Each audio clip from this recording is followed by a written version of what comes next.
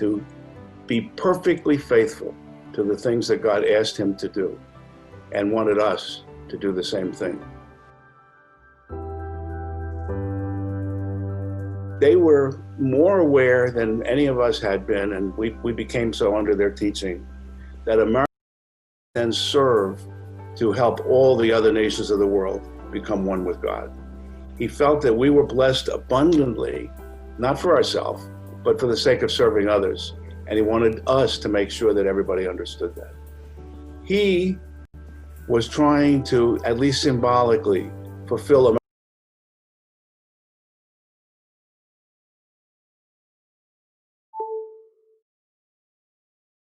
this responsibility, how our movement, the American movement, fulfill our responsibility to serve the other nations of the world. Really, the whole American government and society should have been working hard to solve the problems of people around the world, and to some extent, I'm sure they were. But this was an example, sending people out in order to lay the foundation for them to understand the kind of world that we would build, which was not a religious world, but a world where God was present in all activities. I joined the movement in November of 1972. Father had come to the United States at the end of 71, and then in the early 1972 had sort of taken personal control or directing the training of the state leaders. And so he was able to send out state leaders in all 50 states. He had done one speaking tour in early 72, but really was not well known yet. Now the Day of Hope tour succeeded that in 73 and 74, which went to all 50 states. So his name was getting out there in America. More people were getting to know him, but still not that known. So when Father focused on having this large event at Yankee Stadium, which was on the sort of in the wake of the Madison Square Garden campaign, which was in 74, his name was out there, and America knew who he was. And in the beginning, and the Day of Hope tour, going back to that, he was welcomed. He was received proclamations and keys to the city and things like that, honorary citizen. He was actually given the title of a Kentucky colonel in the speech in Kentucky. This was in the Day of Hope tour. So it was more of a positive thing, but as he started pushing to a higher level and had the rally in Madison Square Garden in 1974, then animosity started growing because people just didn't know. There were no other Koreans. We have to understand there were no other Koreans who were so prominently known, no Korean religious leaders at that time. He was the most widely known. And America at that time was a very confusing time because right after the Vietnam War. Nixon, what he did was not acceptable, but it wasn't just for that simple act. It was even on a much more broader sense that we as a country were meant to achieve certain things. And if we could forgive the people that led us in the wrong direction, if we could love and unite and do what America was meant to do, we could achieve great things. It was not a simple political attempt to excuse Richard Nixon. Not at all. And even some of our members had a lot of difficulty with understanding. It's interesting because fundamental to our teaching is that if we're in the able position, we have to be constantly forgiving people who are fairly unforgivable. And so we have to help them become forgivable so that we can forgive them. So we're doing all the work. We're helping them qualify for the forgiveness, and then we give it to them, and then they get the benefit.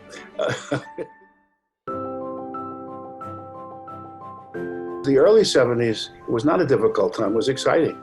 Everything was going our way. We were running around having meetings and large numbers of people were coming. It was at a high point of excitement up through Washington Monument. had the feeling that as we put all of our effort into it, and despite whatever the difficulties were, and there weren't that many difficulties at that time, it was just a lot of effort, that somehow we were beginning to turn the tide. We had a great deal of optimism that we were turning the tide. When Father pushed to have the rally at Yankee Stadium in '76, by that time there was enough animosity out there towards him that it generated threats to his life. So when we look at it internally, True Parents went 3 7-year courses after their blessing in 1960. This was the beginning of the third 7-year course. 1976 was the second year of the first 3 years of that 7-year course. Father compared that to the 3 years of public ministry of Jesus.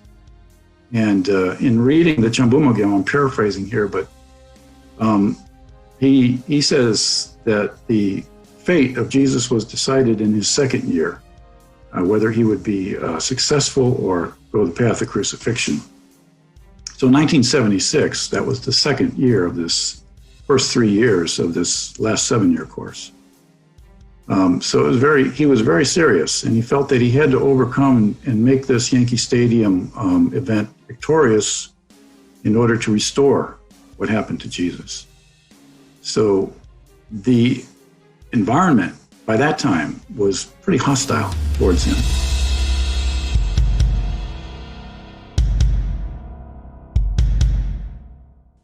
And in pursuing to have this event at the most famous outdoor arena, which was Yankee Stadium, it brought a lot of attention. He was like a lightning rod. So there were many threats that came. But Father's attitude was that he had to save America from communism and further moral decline.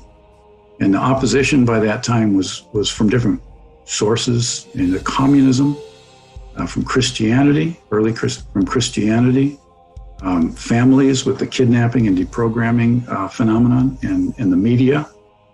There was no favorable media towards Father in those days. So by the time he announced the Yankee Stadium rally, we knew it was going to be very challenging. And in leading up to the rally, Father was here at East Garden, so he was able to really direct the rally, the preparations for the rally, for about 2 or 3 months. He was speaking at Belvedere every Sunday and various other meetings. So, and we had our members all over in the white jumpsuits with the logo on the back, cleaning up the city, and posters everywhere.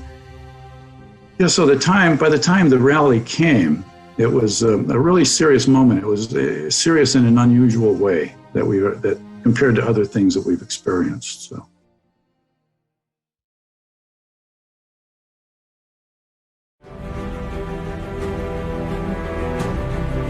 When Reverend and Mrs. Moon came to America in the early 70s, they began working together with a growing movement to reawaken Americans to their nation's true purpose. By 1976, Reverend Moon was a well-known figure, having spoken to thousands of people all over the nation in venues ranging from modest rooms to the famous Madison Square Garden. But this was just the beginning.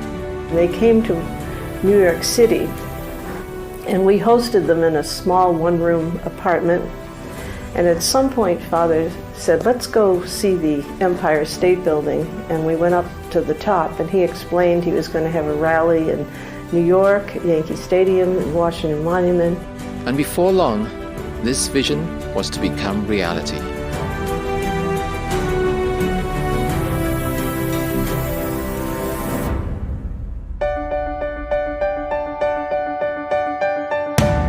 The date was set. Reverend Moon would speak at the famous Yankee Stadium on June 1st, 1976, the year America celebrated its 200th birthday.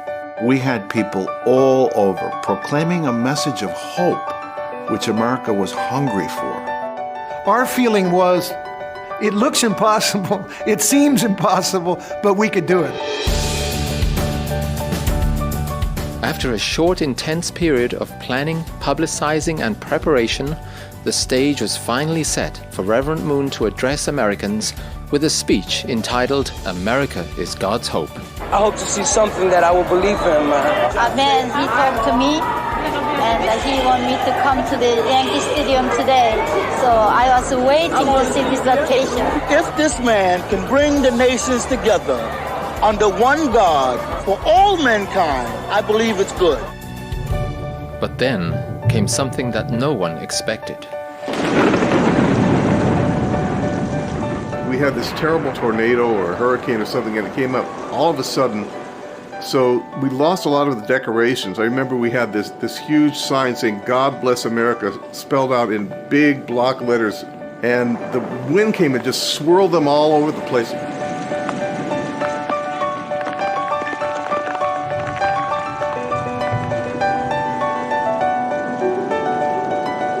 And then the brothers and sisters started singing, "You Are My Sunshine."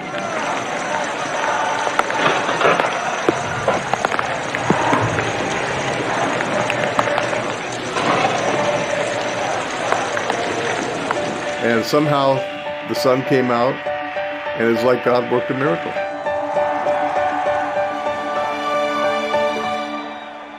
From today into forever, catch your breath and pass it on. Pass it on, you gotta love one another. Pass it on, the Lord has come.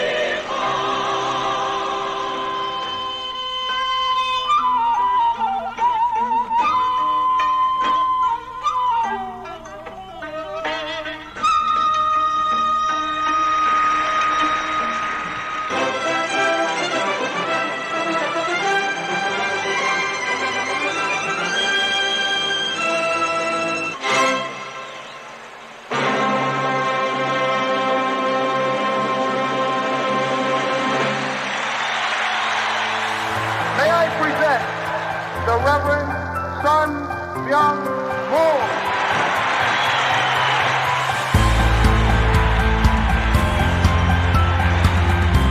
그러므로 미국은 세계에 뜻하세요. 정의의 뜻 가운데 특별히 기름부어 세우시고 육성하면서 짧은 200년간의 풍성한 축복을 주신 나라인 것을 분명히 알아야 합니다. Father's speech really, really deeply touched me, especially the part where he talked about the United States of America centering on God is already a microcosm of the ideal world. 국가주의 나라야, 세계주의 나라야. 그리고 이러한 가정과 교회와 국가를 가진 것을 사랑으로 생각하는 나라야. 인정한 미국이라 하겠습니다. 하나님의 눈에는 흑인도 백인도 황인도 없습니다.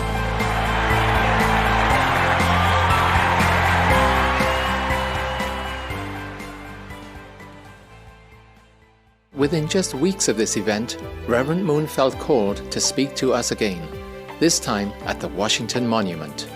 And he wanted to do this within just 40 days. The Washington Monument is really the largest assembly place in America and the most symbolic. He was determined to gather at least 300,000 people. His view was that this might be his last chance to speak to those people. This might be their last chance to hear from him directly.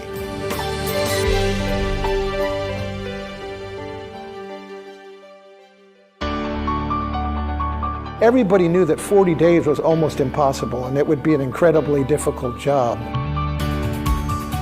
Key leaders assigned me, Mike Leary, to come to Washington, D.C. and start the Washington Monument campaign. From that, it grew into something that our members all around the world were working on. Father told Japanese young members, I will take you to United States because United States is the cradle of democracy. Our team visited all senior citizens' home in Northwest Washington, D.C. They should also come to the monument and enjoy for what they have contributed to this country. By this time, our members had become really skillful at knowing how to go out into neighborhoods, do it at the grassroots level, We would go out in Philadelphia and we would talk to people, and everybody that we talked to absolutely knew that it was about Reverend Moon and about his speech. So everybody was very excited to come to the celebration and to hear Reverend Moon speak. I got invited by the TV ads that were talking about "Meet us at the monument," I believe was the tag phrase, and the greatest fireworks show on earth. We mobilized under Reverend Vincent, and they offered transportation back and forth, everything for a small fee. Our buses went around to assigned locations, picking up groups of people. And I couldn't believe how many were actually prepared and waiting for us. My bus filled up really quickly, and we got on the BW Parkway to come down to DC.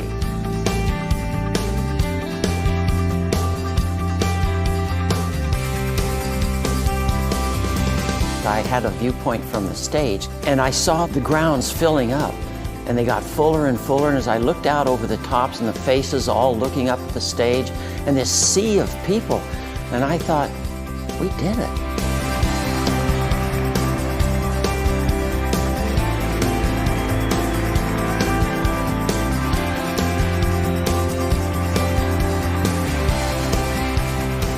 Just before Father was to come out, I was to sing this song.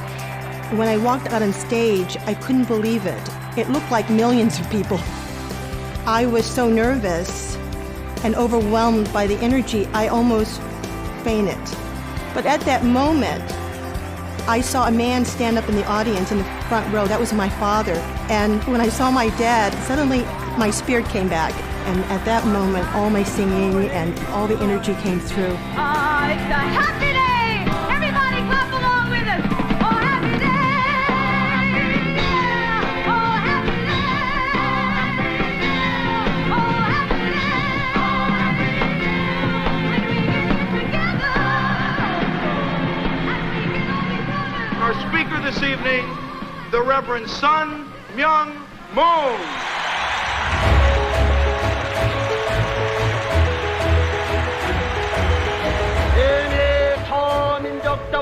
결성된 미국은 통일 세계의 모형이니 미국의 날이 센 하나님의 축복은 미국만을 위한 축복이 아니라 하나님이 다 같은 자녀로서의 전 세계 형제 자매들에게 나눠 주어야 할 축복인 것을 확실히 알고.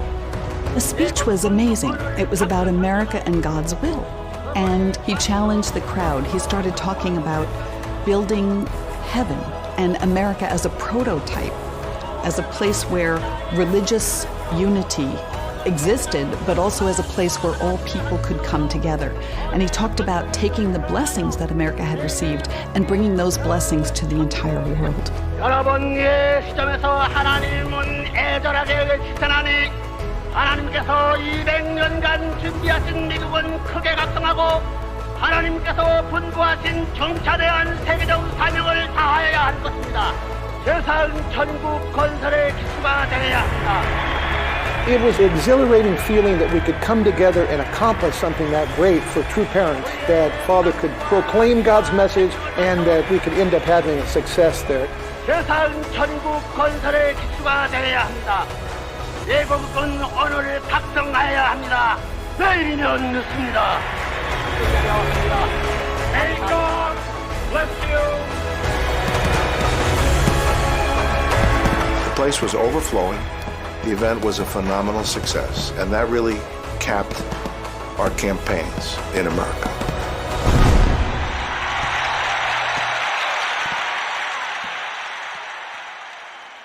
He was speaking from his heart, and he wasn't trying to persuade them to do something he wanted, but he was trying to share with them something that he knew we all needed to do. He was trying to help us find and achieve or realize our destiny as a country. Describe the energy around Father's persona. Father was high energy, as you know, and explosive, and none of us were ever good enough. None of us were ever able to achieve enough. And we knew that. We knew that before he said it. What fundamental change was Father hoping to effect in people? I think he would like them to have turned humbly to God and began a process of letting God teach them what they were supposed to be capable of doing or able to contribute. But I think he wanted the leaders of the country to recognize that if we were proclaiming righteousness, there was a responsiveness to it, and that they, you know, it didn't have to be him speaking at Washington Monument, they could have done that. You know, it didn't have to be him speaking at Washington Monument, they could have done that. It didn't have to be him at Yankee Stadium, they could have done that. Now, he never said it in those terms, but I think he was trying to show that if we did what we should do, there would be support for that. And they were trying to persuade the people who were in leadership positions that if they led in the right direction, there would be support. It was never about him. He wasn't trying, this I know for sure, he was not trying what God can do, you know, and I can help you achieve the same thing. Father said that the faith of our members allowed this victory, and he looked at the rain like a blessing. And that allowed the victory, the condition for victory at the Washington Monument, excuse me. And he only gave 40 days notice for the Washington Monument rally. It's not a lot of time to prepare. So on the foundation of that, in tremendous indemnity condition of the Yankee Stadium rally, the Washington Monument rally turned out to be a tremendous success. And there were the hostility was not there. There were no threats that I recall. We took standard precautions, but it set the stage for the Washington Monument rally. And that was more on the world level. And he declared the going to Moscow at that time. So I have one anecdote that I recall going to Washington for the rally September 18th, 1976. You may have heard that there were many buses from New York and Philadelphia, Delaware, and the Northeast, from churches and other groups going to the rally. On the way down to Washington from East Garden, in the car on the New Jersey Turnpike, we passed a lot of those buses. And Father still didn't know how big of a crowd was going to come and, you know, how the Washington Monument rally was going to turn out. But on the Turnpike, Interstate 95, the New Jersey Turnpike going down, we must have passed, I would say, about 100 buses, you know, and they had the logo for the event, the bicentennial event. So he started realizing that all these people are going to his event. So Father and Mother were getting happier and, you know, hopeful, and he could sense on the way down to Washington that that was going to be a tremendous victory. And as we know from history that it was, the Washington Monument rally drew probably at least 300,000 people. And there was no hostility. It was a tremendous victory.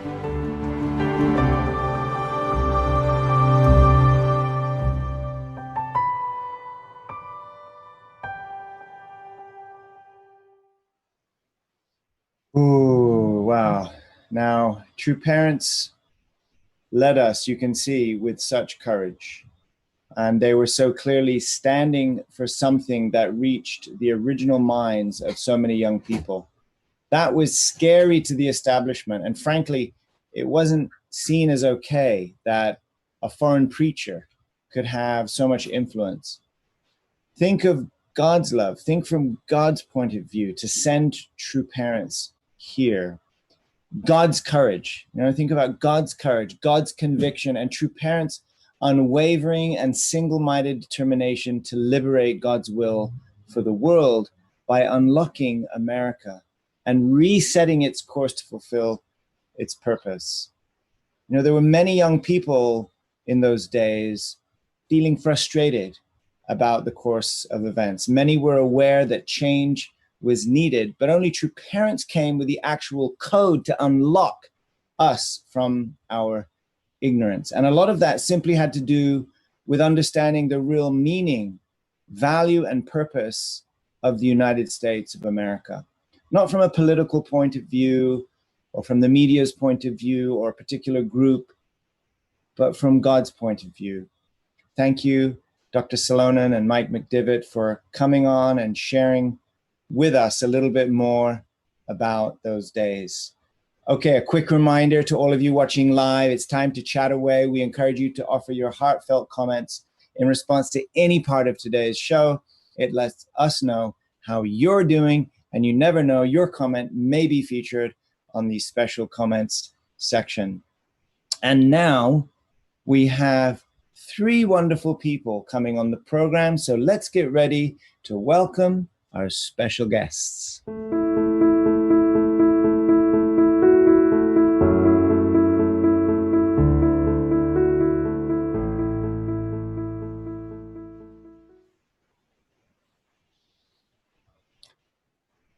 All right, welcome to the show. Good to see you guys here. We've got Larry Krishnick, we've got Sandra Lowen, we've got Nora Spurgeon, we've got some of the greatest people, elders in our movement. I think the first was Sandra Lowen. I think you joined in 1966, right, in the Washington, D.C. Center. Right. Next in line, we've got Nora Spurgeon, who joined in 1967.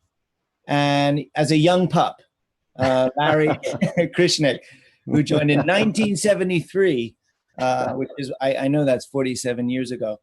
So, you know, we saw some interesting points here on the video, basically kind of covering this span from the early 70s, you know, through the mid to the late 70s. You know, Dr. Salonen was from 72 to 1980, HSA's president. Ladies, I know you both joined, you know, before all of that happened. So you might be speaking to, you know, the environment around the church just prior to a lot of these stories we just saw. And then Larry, you kind of swooped in right there to just, you know, reap the benefits from the momentum, right? I want to start first with you, if I may, Sandra, as a member who joined super early, 1966. And I know that you had a lot of precious opportunities to share time with true parents that most of us can't imagine. Can you tell me what you learned most from true parents during those early conversations?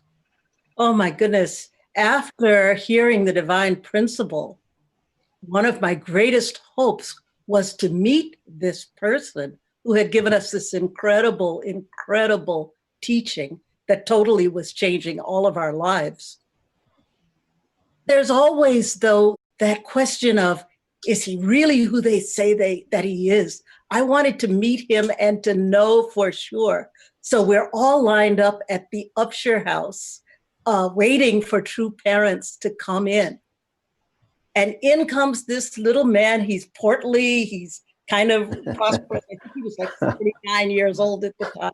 And so he comes in. He's like a little businessman in his trench coat, and I think he had a hat on that was a very nice hat, and everyone is rushing to shake his hand. I have a gift, a spiritual gift. I often can tell by touching a person who they are, and I get a lot of things back from them. When I put out my hand and he took my hand in his, I was totally electrified. Wow. And I thought, this guy can't be anybody but. This is the guy. And he went on to make sure we knew. We had, of course, cleaned the center from top to bottom. But everything was ready. Everything was ready for his arrival. So this is the first time. You're talking about the first time you met, right? The first time I met him in 1969. But you know, you always have that place. You got to have some place where you stash the junk. We had one tiny little room to stash the junk in. Don't tell me he found it. He walked downstairs. He walked into the hallway. He opened that door, and several of us happened to be in there kind of stashing the last of the junk. And he looked around and he went, and walked out. And that's when I realized nothing is hidden. No matter where you put it, he could find it. And I felt that way about sin. He could find everything. How could Satan hide from this man? That's a good analogy. Yeah. So I know that there's a lot of people watching right now who felt many times, right? Father's glancing across the room, mid-speech, he stops, he looks at you for some short moment where you connect, and you probably feel like that. Father can see my dirty closet. He knows what's stuff under my bed. True. You know? Yeah. That's incredible. We learned. That's beautiful. Well, Yeah. Okay, what about Nora? Nora, I know that, Father was, of course, an incredible leader, incredible visionary. But we're also hearing stories about how funny he was. Can you share with us a funny story where Father asked you? I heard some story about selling tuna. He was getting you to do some sales, teaching you how to be a good salesperson or something. What happened there? It was a very funny story. Well, we were IWs, itinerary workers, the older wives were. And every month there was a conference where the state leaders would come and the itinerary workers came as well. During that time, Father would speak to us and give us all kinds of instructions. And he often singled me out. And I felt like he probably singled me out as being representative of the American women, which was good and bad. So there's one time he was talking about selling tuna, and he was encouraging all the state leaders to sell tuna. And he looked around the room and he zeroed in on me and he said, "Nora, will you sell tuna on the street corner?" And then he just paused a minute and said, "In the snow." And then I think he was thinking how funny that would be. And he made it even funnier. And then he said, in a bikini. So Wait, this is a state leaders meeting, right? Everybody's probably sitting on the floor. Guys are talking about selling fish, selling tuna, and he singles you out and he says, "Okay, Nora, will you sell tuna in the snow?" And you're thinking what? You're thinking, well, of course I would say yes. Of course. So you're saying yes. And then he adds ups the ante and asks you to do it in a what? A bikini? In a bikini. In a bikini. Anyway, it was so funny. And all the state leaders, everybody who was sleeping woke up at that one. Everybody started laughing. And it just, for me, it was like a father's humor, and his relationship with me, that he could laugh and joke about it. And afterward, I have to say, if I could have easily done it, I would have liked to take a picture of me standing in the snow in a bikini with a fish in my head. We can help you with that. We can, if you want, Photoshop that moment for you. It's interesting, we had a couple of nights ago, right? A couple of episodes ago, we had Mrs. Busing on and Father teasing her about her height. I'm sorry to bring it up again, Marjorie, but just it reminds me of that. So Father had a particular, anyway, I'm watching these videos of Father, from lightning to thunder to calm sea to, flurry of comedy. Such a dynamic person. And, that's why we want to show these videos so people, especially the youngsters that didn't get to see it. Now, listen, Larry, I hear that you had something to do with the security team at Yankee Stadium. Now, either you were far more muscular or you're like a black belt in something that I didn't know about. But anyway, somehow you just joined, right? And you got onto the security team for both Yankee Stadium and Washington Monument, correct? Yeah, there was a lot of security in those days because there were legitimate threats that existed. So yeah, I know there was. Yeah. So how many of you were there? Oh, I really don't know, but there was security. Everybody was assigned. Everybody was a security, okay, so, especially for a big event. And so what was it like?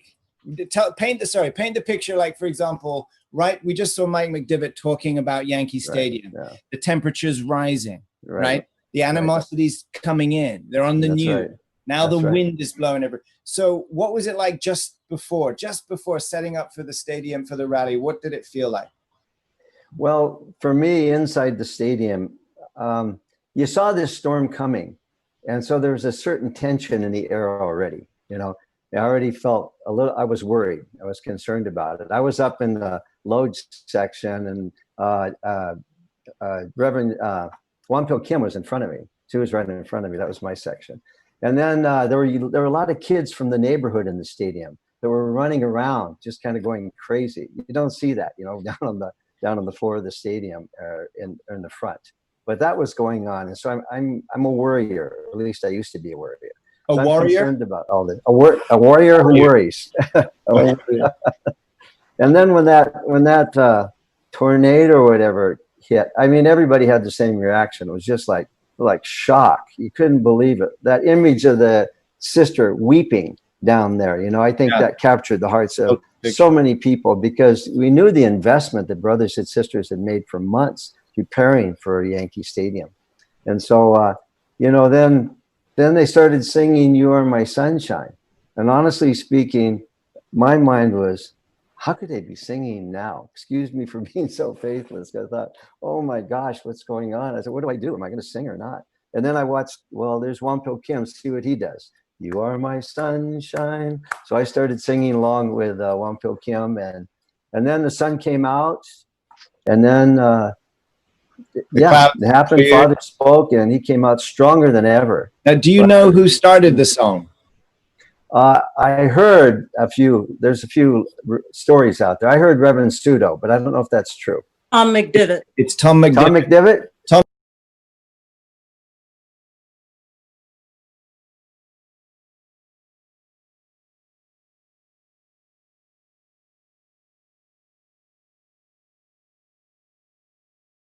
Dugout guy, you're the guy that, and there's a picture of him in the book. You can't see his face, poor guy, because he's doing like a that. Right. But anyway, yeah. So you were there. What about the directly afterwards? I know you guys had a victory celebration after Yankee Stadium. What struck you most about the victory? You know, during the victory celebration, right after, what struck you then?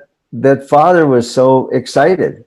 You know, he's claiming this victory, and there's a big cake, and I, you know, I didn't quite get it that was a victory until right then. And Father, then he launched us off, you know, toward Washington Monument.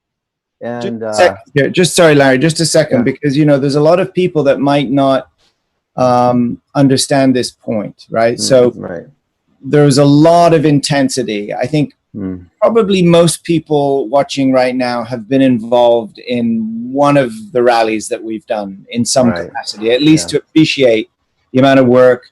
It's very intense.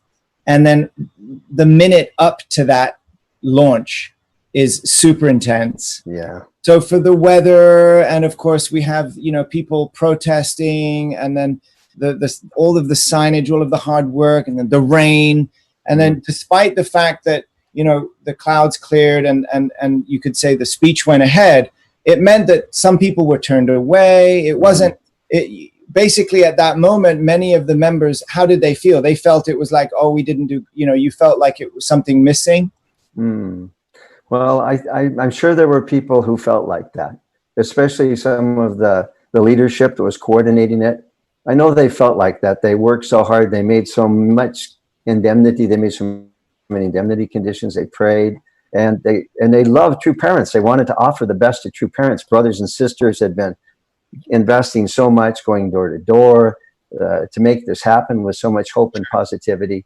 And I'm sure it hurt people. So to hear Father claim the victory was such a liberation. And then, as you heard, you know, went on to Washington Monument, and it was like almost, I wouldn't say it was without a hitch, but the indemnity was paid. He claimed the victory. He got struck, just like going to prison. He got struck, and he knew that the future was his. What does that teach you about Father's heart, you know, in comparison to how we think? He's the Messiah, and I'm not. Clearly. Good old Boise straight shooter. What about the security team for Washington Monument? Were you on that team as well? Was that any different? It was. I was on behind the stage at Washington Monument at that time. And so I didn't see what was going on the front side where everything was being prepared. But as I recall, it got very kind of stormy and threatening. I think it had rained even the night before. And well, I was in the back. There's nothing there. I'm just kind of helping make sure the perimeter is secure. People aren't coming around in the back. But I was worried because of what had happened before. And but then at some point, yeah. and the suddenly the sun broke out, and my heavy spirit was lifted. So I decided, for the first time, I went over to the front to look out, and just like in the video, Larry Moffat said it, someone else said that, I was in shock because it was a sea of people, and they were all excited, and it was very clear. Wow, this is God's moment. He owns this. So that's beautiful. So what did you see behind stage? Just a wall, or were you looking the other way? Oh no, actually the reflecting pool was that behind the stage? Yeah, it was. And that's where all the fireworks were set up.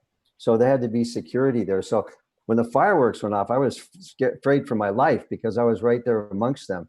All these explosions going off, but I would have happily died. This is a massive event, and what a statement that True Parents are giving to the world. I think it was a shock. Do you remember at the time people being surprised by what Father had done, what True Parents have been able to achieve? Well, I mean, not members, but the public. Well, actually, afterwards, amazingly, I found my sister. She came with her husband and 2 little children in a stroller. They actually came and attended, and they were so happy and excited by what was happening there. And everybody was happy, right, Nora? Sandra, you were singing at these events, right? I saw you in the video just now. Yes. Yeah. It's a beautiful, it was like somebody mentioned on the live chat that it was like the original Peace Starts With Me concerts. Yeah. Sandra, I know that you had an opportunity to cook for True Parents. Now, again, going back to these early years, there must have been certain protocols, right? You imagine, like East meets West, right? So we've got, True Parents with their entourage and other elders and leaders. And here they're coming to this sort of perhaps unsophisticated by comparison, Western culture in America in some ways. And it's time to eat.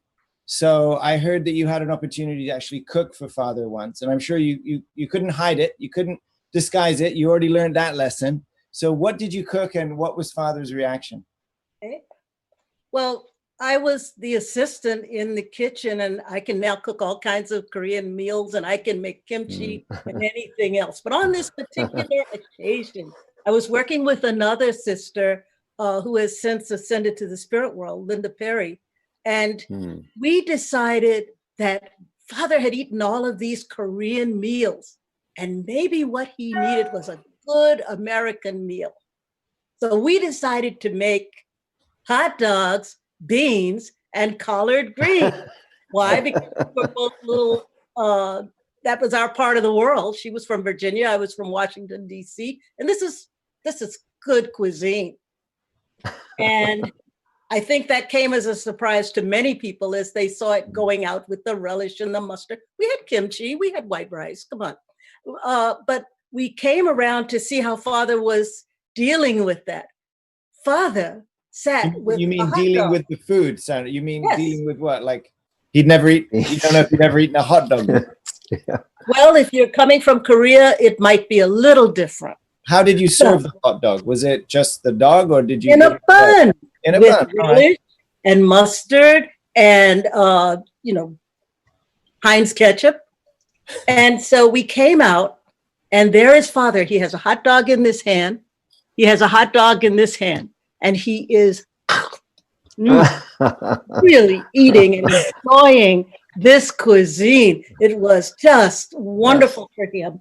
I like to think we started the McDonald's, I don't know fast food, for that, but Father he's an international man. Yes. He's a cosmic leader. Yes. So maybe kimchi was not enough. He enjoyed this greatly.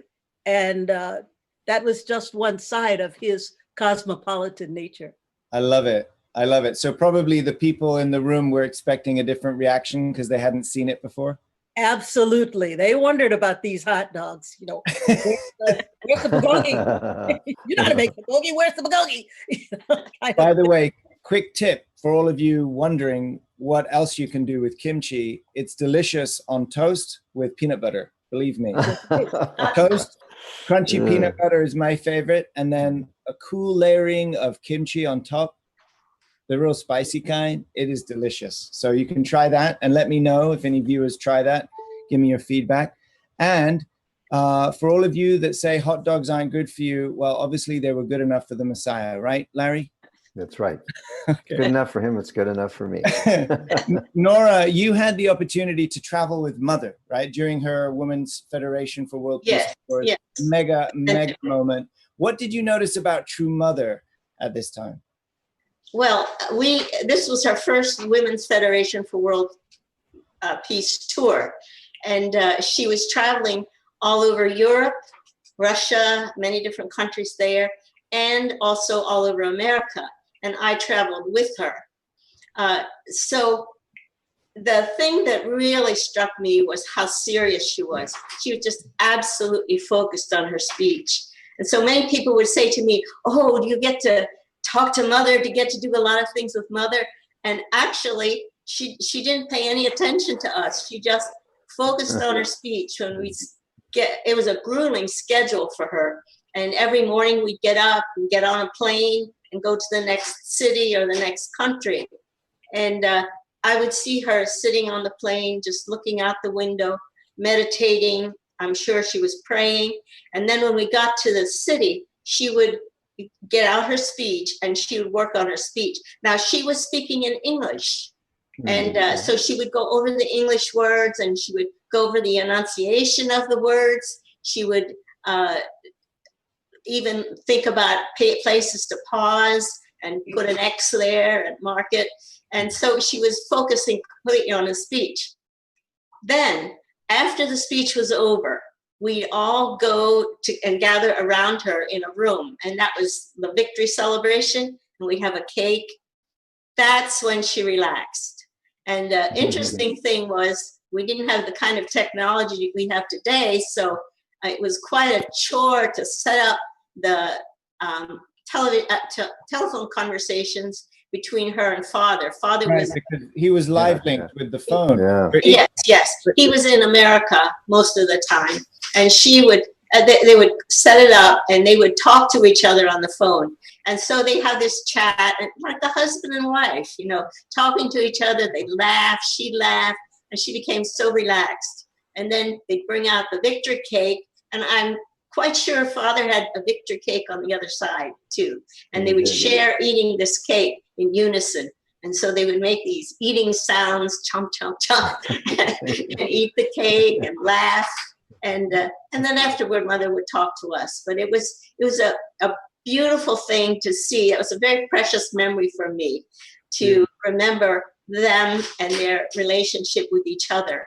Real. I would just say one other thing. One city, Father came to. It was in Europe. I'm not sure which city it was. He came to visit her, and when he walked in the door, she was there, and they just rushed to each other and embrace. And it was such a beautiful thing to see them just rush to each other and embrace. So, they had so much time that was apart and so much time really focusing on the mission. But when they focused on each other, it was really beautiful. Beautiful, beautiful. Thank you. That's another nugget. Larry, maybe just a final wrap up to this season in the Providence, right? This is the 70s. You were a young man and you joined this movement, but what did it mean to you, given the environment, the climate of that time? What did you see that was unique, that True Parents were offering the world, what True Parents were asking the young people to rise up and do that was significantly different from any other bandwagon that one could have got on at the time? Well, what True Parents offered, what I got, was hope. Prior to that, I was a little older those days, almost 25. I'd already been in the military for 4 years. I'd been in school, and I'd seen all these different things people are doing. There's so many organizations and so many gurus and Christians and such, but I could see that they weren't going to go very far. Somehow I understood fallen nature. I didn't have it on a diagram, but I could see this is a good idea. Start a commune, go to a South American country, but it's not going to work because people are not honest, they're not true to each other, whatever. So I was I was a little hopeless. I couldn't see where there was anything good going on. So when I heard the divine principle, it was interesting. It was taught to me by Mrs. Salonen, who was an IW like you were, Mrs. Spurgeon, in Boise, Idaho. I had incredible, it was like a revelation. It really spoke to my mind and spoke to my heart. And I saw that, I thought, wow, this is so comprehensive. You know, I understood my value. I understood the mission of the Messiah. I understood something about the spirit world. And I had hope. It really changed me. It's like in Thessalonians, you know, two are in the field, one is picked up, one is left behind. I really felt like I was picked up. And so, and that's still how I feel. So beautiful. It was hope. Beautiful. I'm sure, ladies, you resonate. Yes. I mean, each of you had such unique courses, but this was a time when, you know, I feel, again, watching the presentation, the feature story, it's like Father just swooping in, picking up America. And a lot of the stories I hear from our members back in that day are that, you know, we kind of didn't understand anymore the unique purpose and value of America that had been decaying. And this incredible Korean preacher who's not even just Korean, like you said, cosmic son of God, right? But able to come in and unlock the true purpose of this nation, and still hoping that we can really get that and bequeath that to our next generation. Thank you all so much for coming on as our special guest. We're all really grateful. You made it, sharing just a few snippets. I know there's more, but come on, guys. Those of you that are watching live, chatting away, chat some love to our team here. We got Sandra, Nora, and Larry in order of spiritual birthdays. And, thank you so much for being with us. We want you to stay safe. Hope you enjoyed the show. Might see you back on again. And by the way, quick shout out to Sandra. This is the lady that taught me the divine principle. Oh, my first workshop. Now, to wrap up the program, let's go to some of those juicy featured comments from our live studio audience.